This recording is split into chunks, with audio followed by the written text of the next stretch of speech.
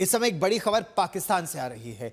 पाकिस्तान की वायुसेना ने, पाकिस्तान एयरफोर्स ने अपनी ही आवाम के खिलाफ दुनिया के सबसे ताकतवर फौज के तौर पर यह साबित कर दिया कि उसके लिए उसकी आवाम भी उसको मारा जा सकता है। सोचिए, पाकिस्तान की फौज ने, पाकिस्तान की वायुसेना ने खैबर पख्तूनख्वा इलाके में अपने ही नागरिकों पर हवाई बमबारी कर दी है और इस बमबारी में 30 खैबर पख्तूनख्वा में पठान मारे गए हैं। इनमें ज्यादातर महिलाएं और बच्चे शामिल हैं। यह रात 2 बजे पाकिस्तान की वायुसेना ने पश्तून नागरिकों पर हमला कर दिया।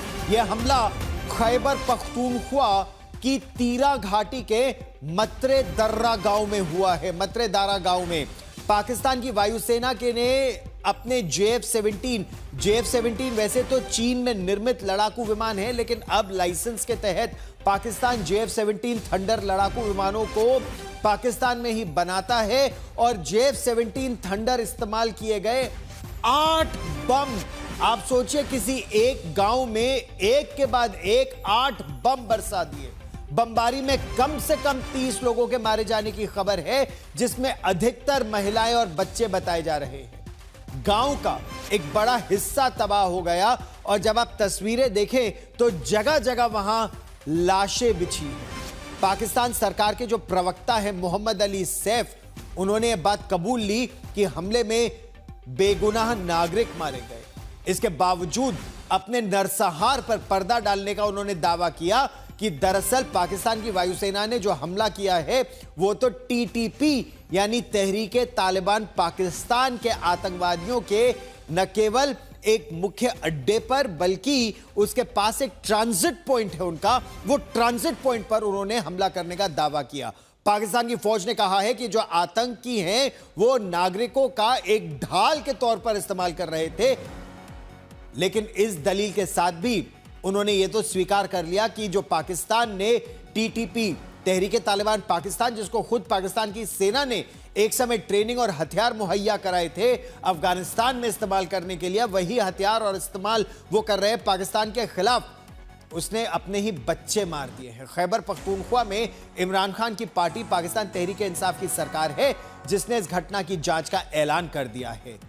स्थानीय लोगों का कहना यह है कि जो मारे गए लोग हैं वो आमतौर पर खाना बदोश परिवार के साथ थे और पशुओं के साथ पहाड़ों में थे। शिवानी शर्मा मेरी सहयोगी ज्यादा जानकारी के साथ हमारे साथ जुड़ रही हैं। शिवानी, विश्वास नहीं होता कि कोई देश की वायुसेना अपने ही देश पर, अपने ही नागरिकों पर इस तरह की बमबारी कर दे। 8 बम मारे, और क्या जानकारी निकल कर आ रही है? देखिए गौरव, ये वही पाकिस्तान है जिसने ऑपरेशन सिंदूर के दौरान अपने ही एयर स्पेस में अपनी प्राइवेट फ्लाइट्स को बंद नहीं किया था, उनको शील्ड की तरह इस्तेमाल कर रहा था। और अब एक बार फिर आप देखिए वो आरोप लगा रहा है कि आतंकवादी थे जो छुपे हुए थे और उसके अड्डे वहां पर थे। और अब ये देखिए कि JF-17 से 8 बम बरसाए रात के 2 बजे।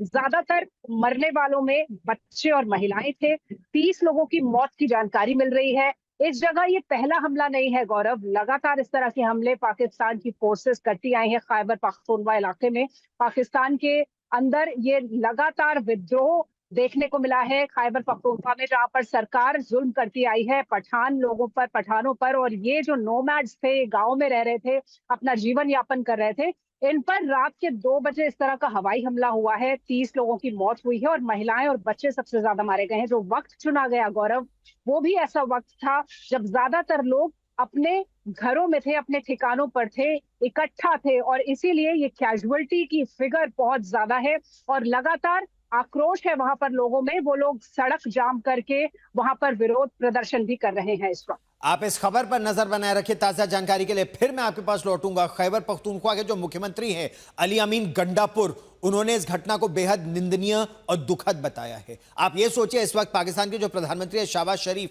वो अमेरिका पहुंच रहे हैं यूनाइटेड नेशंस जनरल असेंबली के लिए, और गाजा में जो इजराइल का नरसंहार जिसे वो कहते हैं उस पर घड़ियाली आंसू बहाएंगे, लेकिन अपने ही देश में अपनी ही वायुसेना द्वारा अपने ही लोगों को एयर स्ट्राइक में वो मरवा रहे हैं और इस पर वो चुप बैठे हैं।